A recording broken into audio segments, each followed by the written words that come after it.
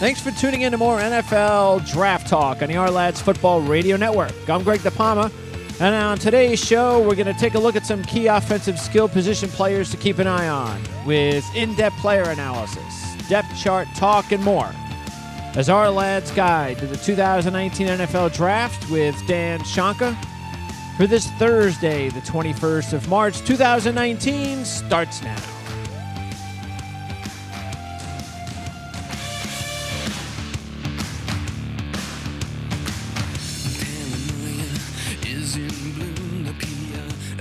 Ourlads Guide to the 2019 NFL Draft with Dan Shanka is brought to you by Ourlads.com, your home for the best pro and college football depth charts on the net. Make sure to click on the subscription page at Ourlads.com so you can sign up now and receive your very own Ourlads 2019 NFL Draft Guide. That is coming soon.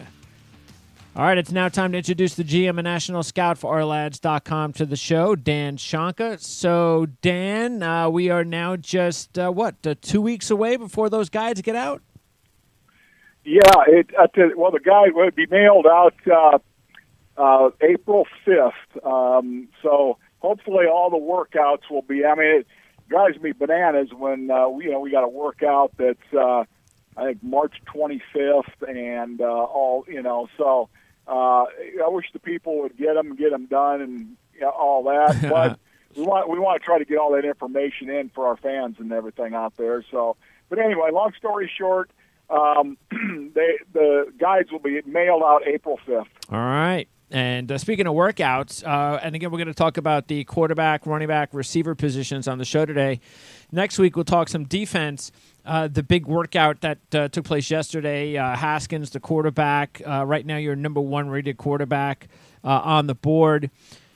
I wasn't surprised when I heard reports that he did a good job. I don't think that's the problem with Haskins, or at least the questions that I think that you're gonna get with Haskins. To me, he looks the part, the tall, strong.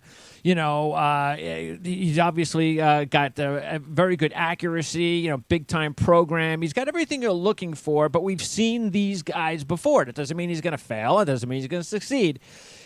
We don't have a lot of tape on him, though. We have a year. And one of the things that I noticed, a couple of games, the TCU game, the Penn State game, when he did have to face a little bit of pressure and he had to move around in the pocket a little, had to try to avoid the rush. Like most young quarterbacks, he struggled. And I think that's the thing that we just don't know is when he gets to the next level. We all know these quarterbacks, they're going to start off. It's going to be tough. They got to deal with heat usually. They're not on the best teams. How do they handle that psychologically? These are mysteries. So how do you rate Haskins when there is a lot of an unknown factor about this kid? Well, yeah, both those games you quoted were early, and that they were within the top five games that he played. Yep. And I tell you what, he was sizzling. In fact, I wrote a really good report on him the week before the Penn State game, and and he was he had like 16 touchdowns, 1 interception, the first 4 or 5 games, whatever it was, and then he, and Penn State. Got him off the mark. But as you recall, if you remember, see how the game, the last part of the game, he came alive and won the game for him. You know, so no, it's a very valid. I'll tell you what, Greg, you look through a lot of the draftees this year, or draft prospects. A lot of them have played 1 year, and it's disturbing to me. Yeah. But I tell you, Haskins is one guy that doesn't bother me. I'd like to have a 3-year book on him because, hey, I could tell you how far, Baker Mayfield could spit it on the sidewalk. You know what I mean? Because we saw him for 4 years, and but Haskins is he's a real deal. In fact, I would be stunned if the Giants, they ought to crawl all over him. Yeah. Because I think what's going to happen is somebody's going to get up above him and probably take him. Yeah, we talked about a little bit about that last week, and we talked about this before about Gettleman. No matter when the draft year is, we always talk about how you got to zero in. When we talk about our mock drafts, okay, well, let's try to find the biggest possible player of need for a Dave Gettleman team, and he's going to go after him. And so Haskins, knowing they need a quarterback, almost seems too much of a perfect fit. And once again, another week goes by, and it's still becoming a little bit more evident, I don't know, clear. At least it looks more likely that Arizona might be going to Murray, unless they're, of course, just trying to do whatever they can to smoke screen it so they can get the best possible deal.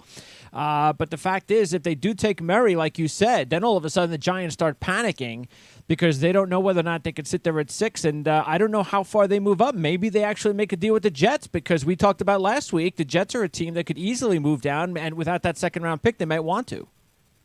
Yeah, no, that's exactly right. And I don't, the thing that I know the Giants would be worried about is but somebody's going to have to go up quite a bit unless Tampa's tired, of Winston down there.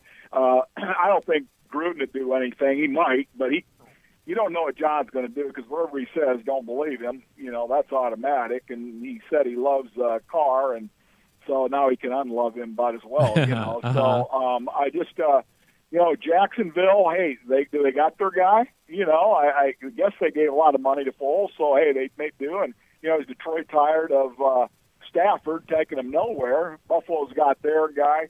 Denver, that'd be interesting there. Yeah, so, Denver, that's one. Yeah, that makes sense. Denver, yeah.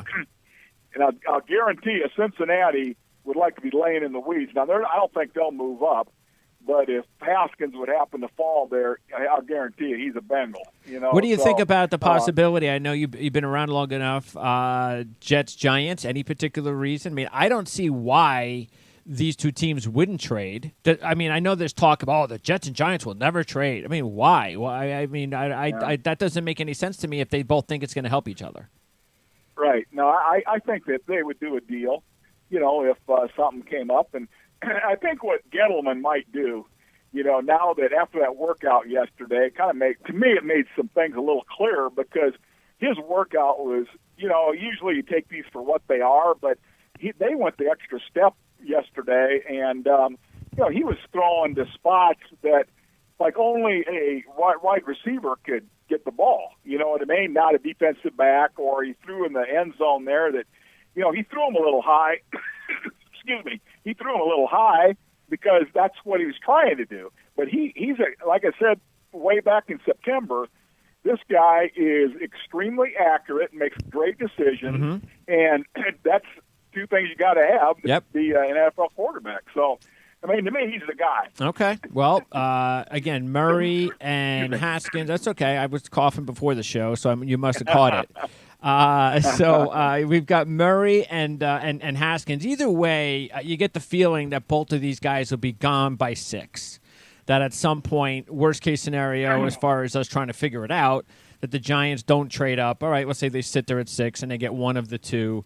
I would suggest that we'll see both off the board by then. So if that does, in fact, happen, I think most people believe at this point it could and would. What do you think about the rest of the teams in the first round? Because then teams start getting desperate. And they got to decide. We talked about this last week too. Do they wait until next year with Herbert coming out from Oregon and Tua?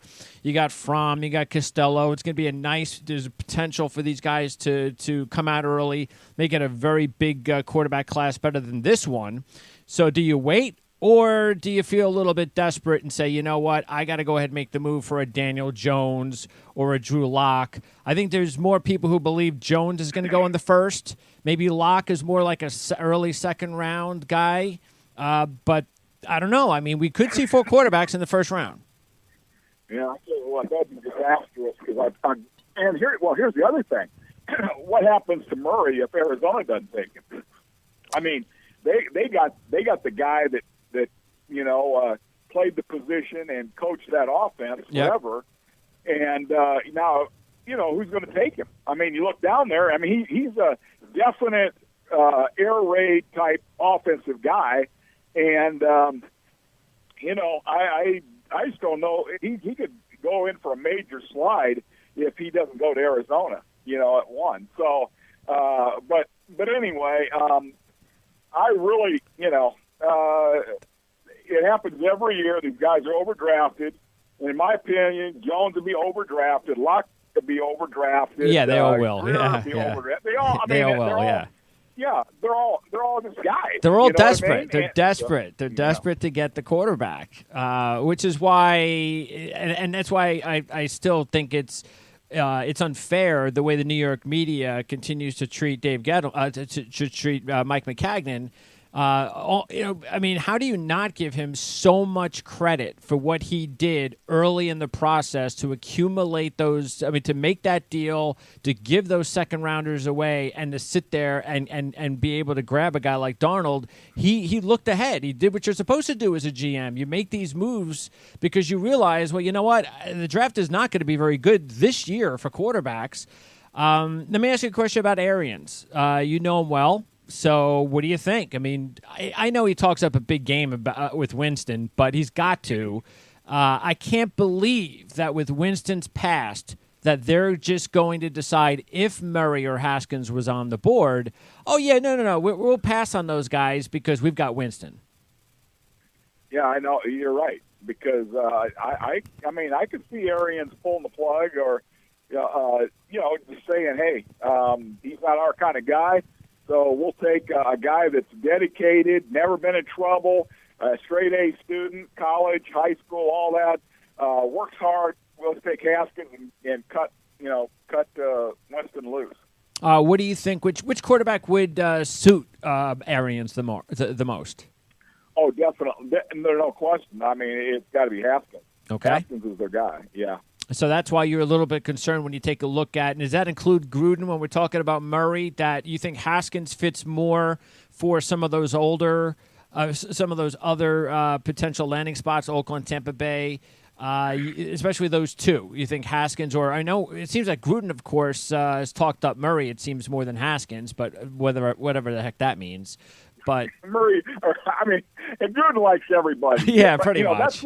That's the public thing. Yeah. But I've been around John and a long time, and what he says publicly and what goes on in meetings are two different things. All right. And we also have to keep in mind that if Arizona does make the move for Murray, Josh Rosen's going to get traded. So one of those other teams looking for a quarterback will get their quarterback that way. Right. And I'll tell you, that'd be a good move, in my opinion. I mean, I think right now, I'm not so sure if Rosen had come out this year. I mean, I liked Rosen. He was our second quarterback last year, but I think that it might be this year, be Haskins and then Rosen, and then, I don't know. Murray, I mean, to me, he's just a wild card. You know, I mean, he's not Baker Mayfield, and people that are making that comparison, they're one hit away from having a guy in IR. So, Denver could be a good spot for Josh Rosen if Murray goes to Arizona. I mean, you could work behind Joe Flacco. You got John Elway there. So and that might be a good spot for him. All right. And by the way, as far as Jones and Locke are concerned, you got them close, obviously, 3 and 4. So is much separating those guys? They're both developmental guys. Yeah, I mean, they're developmental guys all the way. We got to see them, and of course, what was said about them, and probably people think I'm, attacking them in our Senior Bowl newsletter. If you read that, I had hardly anything good to say about any of the quarterbacks, except for Finley, in the Senior Bowl. I mean, it's just it's what, hey, you only can write what you see. Sure. Okay, and so I mean, Jones, he's a play-action passer, and that's what he does best.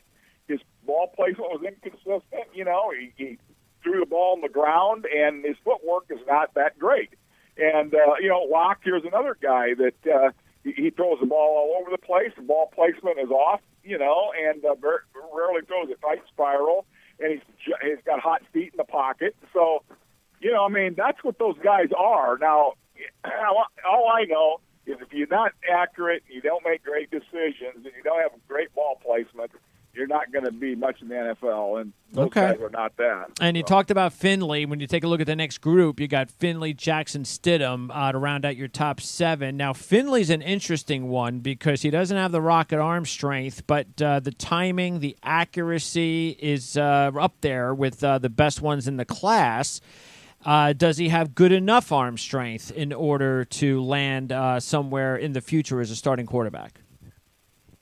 I think, to me, what he is a real good backup guy. Okay. I want to say this, that here, let me check my notes here, but I want to say Finley,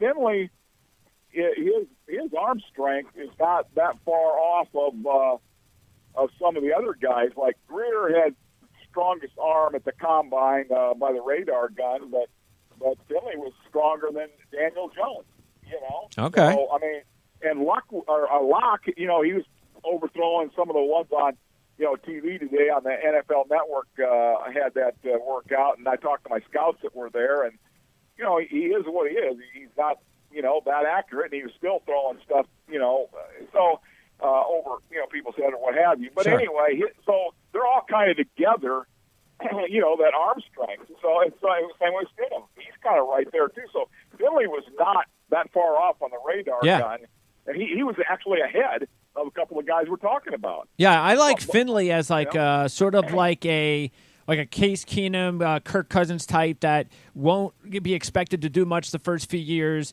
but maybe if he gets a shot, a couple of years down the road, he could develop into a starter. And look what's happened to someone like Kirk Cousins, all the money he's making, and he wasn't anybody that was drafted early. So I'm not saying Finley's going to be a superstar, but I think he's got enough what you're looking for, especially in the accuracy department, good height and so forth, that if he lands in the right spot, we've seen crazier things happen. So, right, and like we talked about before, you win games by avoiding losing them. He doesn't lose games for his team. You know what I mean? He just doesn't throw many interceptions, and he's real solid across the board. He's not, a quote superstar right now. By the way, Jackson and Stidham, Jackson's got the freakish size, so he's got a lot of work to do, I'm assuming, with the footwork and everything. It's going to take him a while. He better get with the right coach. Stidham's interesting because of the fact that he looks like, it's almost like he's like the perfect practice quarterback, the perfect quarterback that, when you're playing the weak teams with no pressure, he throws a great ball. He looks like he could be a first-round pick. But then when there's pressure, when he's got to make plays, he's got decisions on the run, that's when things really break down. But there's stuff to work with Stidham. I think there's more to work with Stidham. Jackson just, to me, looks like he's got a lot of work ahead of him. He does. He's as green as a gourd. And so I think that Stidham is a guy that's certainly, and they talk about the offense was not a really quarterback-friendly offense and all that. And he does. There's times now. See, the people that look at highlight films, they're going to like him a whole lot. Yeah, he puts together some really nice highlight throws. Yeah, but if you look at the total body of work, he's ranked where he is. And but I'll tell you what he kind of reminds me of. Trying to think of a quarterback who went to Baltimore several years ago that was real pretty, but he couldn't do it in the game. You know who I'm talking about. To the Ravens. Yes, he went to the Ravens. And not Bolger. No, not Bolger. Shoot. He played at Cal. What the heck was his name? But anyway, he looked really pretty now, throwing the ball and everything, but boy, he got in the game, he couldn't do it. Okay, all right. I can't. I can't. He was a first-round draft choice too. But anyway. Okay, yeah, off my mind too. I'm sure people are listening out there. They know who we're talking about.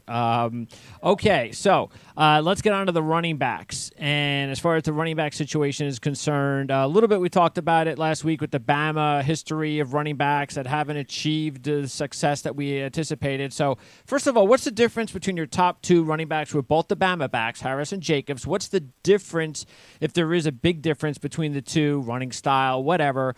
And what gives you confidence that they will buck the trend of past Bama busts? Well, that's a very valid question because I don't know. I mean, I certainly like Harris because he's built like a pro, and he's an excellent pass protector. That's why I think he might get on the field even, quicker than Rhodes will. I mean, he's, really, he does everything well. He doesn't have tremendous speed, but I tell you what, if he's straight line race, he's faster than his partner. You know what I mean? Because he didn't run very good at pro day. Harris at least was running 4.55, and what do we get? Rhodes in? Jacobs. I'm sorry, I kept calling him Rhodes, but Jacobs, he was in 4.6. Okay.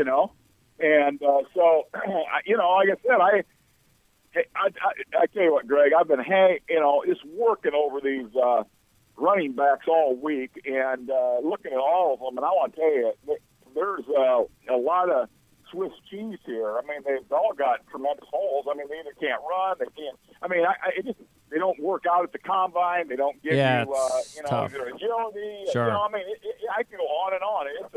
It's a mess, and you keep studying and try to get the cream to rise to the top. And every time it does, Harris for me is the guy that's up there. He's on the top. Okay. And Sanders I like, another 1-year guy. Jacob, 1-year guy. Yeah. I mean, hey, the best running back of all of them might be Rodney Anderson. He's got more injuries, than somebody that got hit by a freight train. How do you break that? What do you do when you're drafting those guys like Love, Jalen Moore from Appalachian State, and Anderson? Because Anderson, I mean, boy, was he on his way to potentially being a first-round draft pick before the injury. Might have been the best Oklahoma running back we've seen in years. Not saying something. So, how, especially Love, because Love, of course, if he would decided to come out earlier, could very well have been a top 10 draft pick. So, how do you do that? Do you basically say, okay, this is where we're going to? Do you say, okay, we won't even touch him until this area, or do you just put him on the board like everyone else and judge him that way? No, you do have him on the sideboard because he had that ACL in the last game of his senior year, so he's coming off an ACL now too. Besides all his other injuries he had, so he's a luxury pick. Somebody taken with a compensatory, maybe in the 4th or 5th round, and then you just sold him away and. See what you got, you know what I mean? Because he did have tremendous straight line speed. So anyway, I think that what you probably do, have him on your sideboard, which is your injury board, and then you can say, well, at a certain point, we would take Love. Okay. All right. By the way, Snell Bowler is the quarterback. Bowler. Okay, there you go. See, I was close. Yeah. Bulger, Bowler. Yeah. I knew it was a B. And of course, it's not remembering. It just shows you all you need to know about what kind of a success. Because what I remember about that was that was like one of those things that I would still use today. Now I'm glad I remember that you gave me the name because I still use that as an example of when a coach like Brian Billick is too pig-headed to move on from a guy who's basically the term coach killer. That's what Bowler was. He was a coach killer. He killed Brian Billick and everything, all the good stuff that Billick had from winning the Super Bowl. He just stuck with him too long. Well, he just is too bad. So that game reminds me of him, a whole lot. So we're losing you a little bit on your mic, just so you know. Oh, okay. All right. By the way, as far as some sleepers, I just wanted to ask you about Ozigbo, and you got Hills. He's the top Division II kid, and then you've got Brosette. Ozigbo and Brosette, were they both at East West? Yes, they were, and both of them were outstanding in practice. Caught the ball well. I mean, Ozigbo looks like what an NFL running back looks like. Yes. He's thick, he's powerful, yep. And Brosette, he catches the ball well, blocks well. Both of those are really good backs. And Hills from Slippery Rock, who was at Delaware, had academic problems and this and that. Flashed some. He looked good briefly at the Senior Bowl, but got hurt. So that's his MO. He's very inconsistent, and he might be injured, but he might get you, you know, a few yards if you get him in there, but he's got some. Yeah, I like Ozigbo. I like Ozigbo because, again, like you said, he's got those big thighs, very hard to bring down, also has some shiftiness to him. So he could be one of your typical mid to late round running backs that could end up with a pretty good career at the NFL level. Tight ends, last week we talked about the two Iowa kids. Right now you've got Fant as your number one guy again. Hawkinson's there. By the way, I was going over because I'm going over the Jacksonville work for the guide, and I was saying to myself, you know, I wouldn't be surprised. Jacksonville, that's a team that really needs a tight end. Would they go as high as 7 to grab one of those tight ends? Well, I wouldn't think so. It makes me nervous when I hear Detroit taking a tight end, you know, up that high. And so I don't think so, but hey, there's 32 different ways to look at things. And there's a lot of tight ends out there. You know, now, are they as good as the two Iowa kids? Now, probably not, but you can get one, you know, in the second or third round that's going to start for you. That's right, yeah. Group, so, and that's the kid Sternberger really came on for Texas A&M. Not sure what he is as a blocker, but he sure looks like he's a really good receiver in a tight end's body. And I was really impressed with Sample at the Senior Bowl. Yeah, no, he's a good, you know, he's a big guy, about 6'5", about 255, and good blocker. He's got sneaky speed. He runs pretty good, and he's a quick twitch guy that he blocks well on the edge. So a very reliable pass catcher when throwing the ball. So. And I'll tell you another thing you got to like about him, too. He's got good run after catch ability. So, you know, I saw one game that he just got unloaded on, and he just kept on going. You know what I mean? Yep. Took the hit and kept on kicking. All right. Finally, the wide receiver situation. Actually, you know, usually we talk all the time about how deep the running back class can be, but I don't think I've ever seen. I mean, there's so many receivers in this year's class, especially big size guys that are going to go late. Well, you know, some of them are going to go late from injuries, things like that. Maybe, of course, where they run. Look, we saw Antonio Brown go in the 6th round and become a star. I just get the feeling we're going to see some mid to late round guys that are going to succeed at the NFL level, maybe that we haven't seen in years from this draft class. Very impressed with the depth. But before we get into that, my top guy is your third guy, I believe, on the list, the kid N'Keal Harry out of Arizona State. Just love what he does when he gets his hands on the ball. He's got good size, speed, shiftiness, can make the big return for a touchdown against USC. And that's with a lot of pretty weak quarterback play at Arizona State. I really like him, Harry. Yeah, no, he's a good football player. I agree. And you know what? It's arguable because these receivers, you could probably shake them up in a bag in the top one and pull one out for your team. And because we got Metcalf there, but Metcalf is second. That bothers me a little bit because he's more a straight line guy. But he's not a punt returner and has that flexibility to do those things.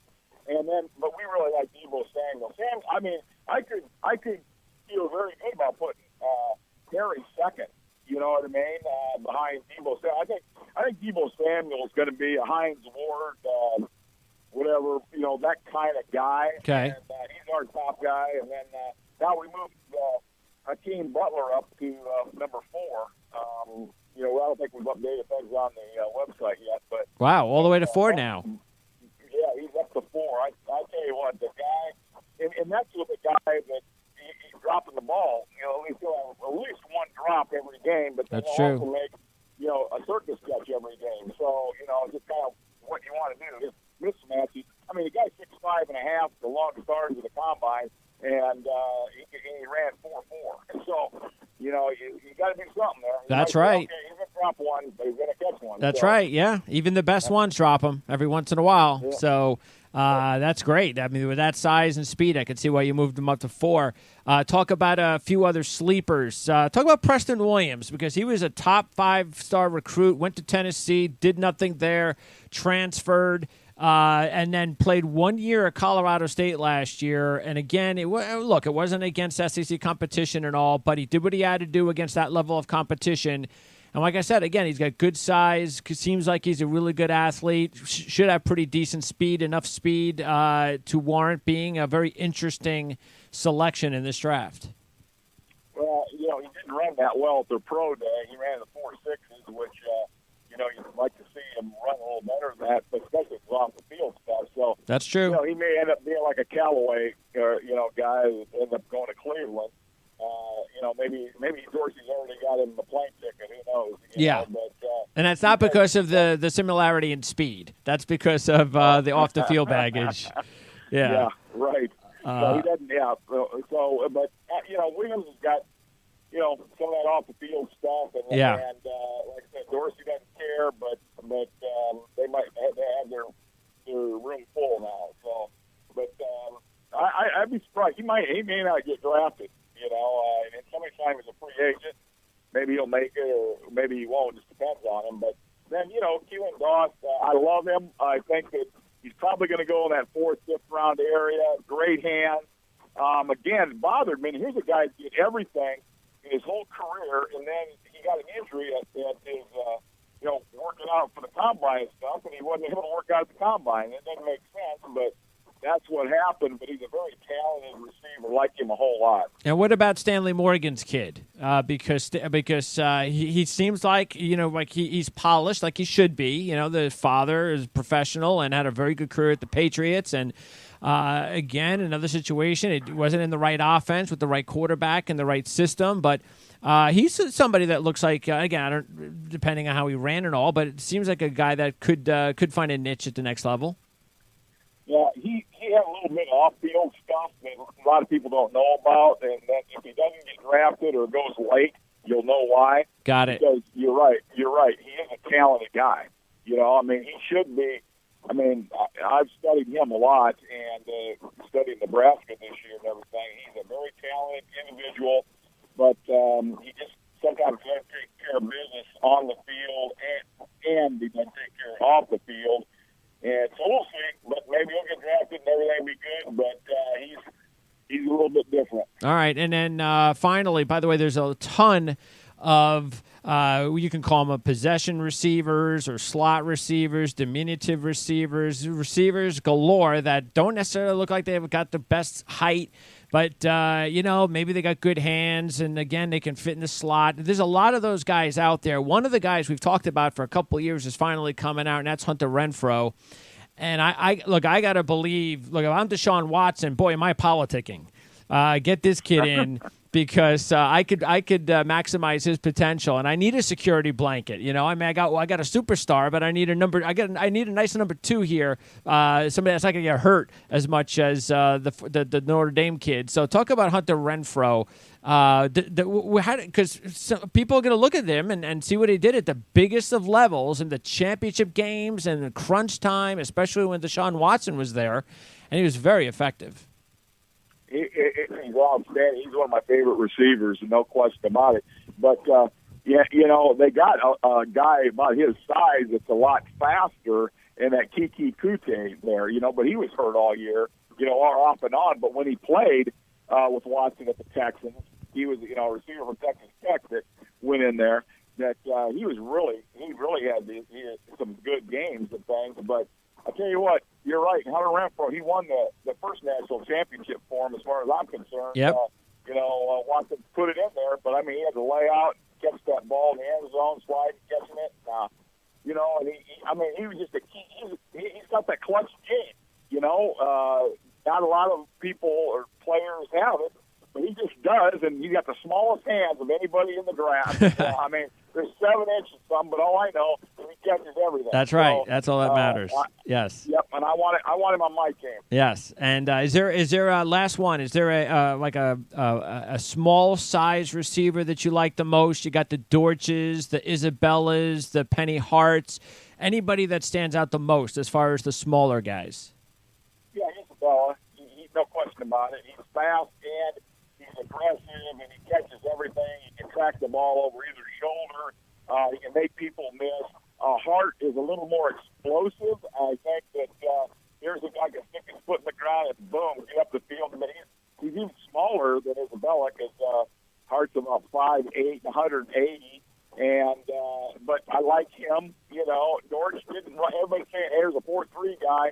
he didn't do it at the combine. Now maybe he's a 4.3 guy, but he didn't show he ran a 4.3. So, but he'll be, he's a good football player.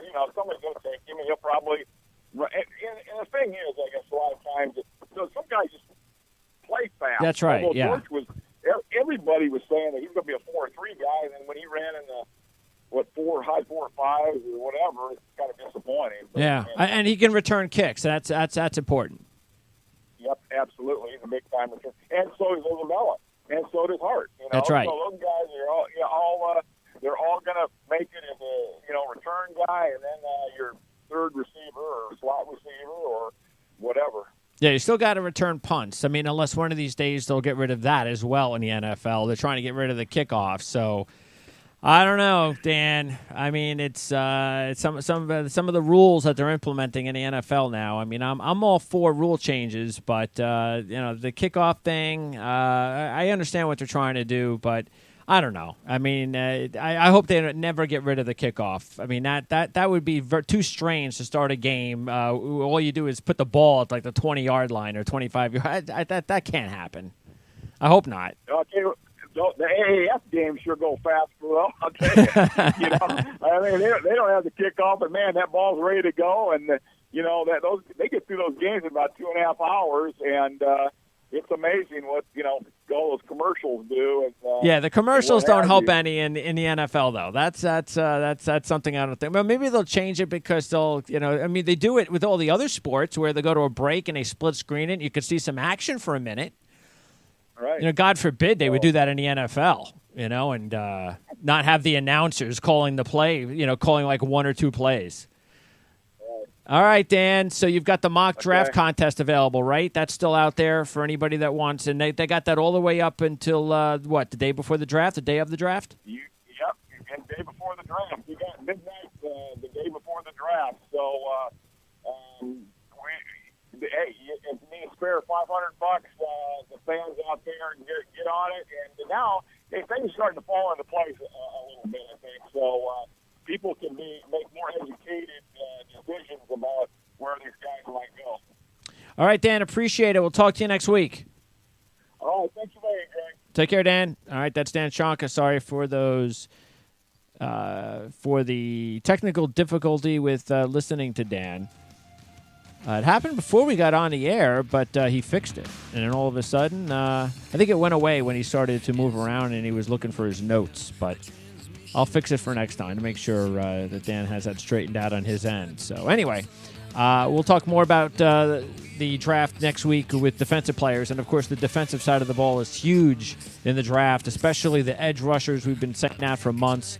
So we'll talk about who the best corner or corners are, of course, safeties, edge rushers, and, of course, interior guys as well. Quinnen Williams could go as high as 3 to the Jets. And Bosa could very well go number 1 to Arizona if Kyler Murray isn't there. More than likely number 2 to San Francisco. So that's next week here on Ourlads Guide to the 2019 NFL Draft. Check out the mock draft contest, as Dan said. So that's a lot of fun. 7 rounds, not 1 round, 7 rounds. So you got your work cut out for you. And also, of course, don't forget to order your draft guide for 2019. Go to the subscription page at ourlads.com. For Dan Shonka, I'm Greg DePalma. Alpha Mike Foxtrot. Interchanging mind control, come let the revolution take its toll. If you could, I think a switch,